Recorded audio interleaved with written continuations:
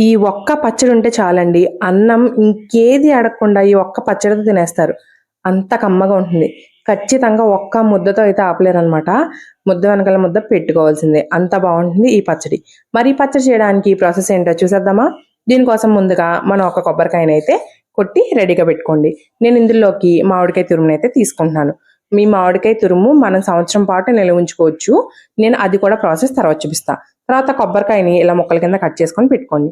తర్వాత స్టవ్ వెలిగించి ఒక పాన్ పెట్టుకొని ఇందులో మనకి కారానికి తగ్గట్టుగా పచ్చిమిరపకాయలను అయితే వేయించుకోవాలి.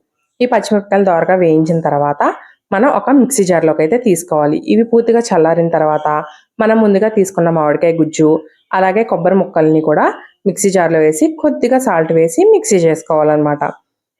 ఇలా మిక్సీ చేసుకున్న తర్వాత మనం ఈ పచ్చడికి అయితే తాలింపు పెట్టుకోవాలి. ఈ పచ్చడికి మనం తాలింపు దినుసులు అన్నీ వేసుకోవాలండి. వెల్లుల్లిపాయ, ఆవాలు, జీలకర్ర, శనగపప్పు, మినపప్పు, కరివేపాకు, ఎండుమిర్చి అన్నీ వేసుకోవాలి. కొద్దిగా ఇంగు వేసుకోండి. అబ్బా! భలే ఉంటుంది. ఆ క్లిప్పింగ్ నా దగ్గర మిస్ అయింది. కానీ మీరు మాత్రం మిస్ చేయకుండా వేసుకోండి. అలా ఆ తాలింపులో ఒక్క నిమిషం మగ్గించిన తర్వాత వెంటనే స్టవ్ ఆఫ్ చేసేయండి. మామిడికాయ వేసాం కదా, లేదంటే జిగురొస్తుంది.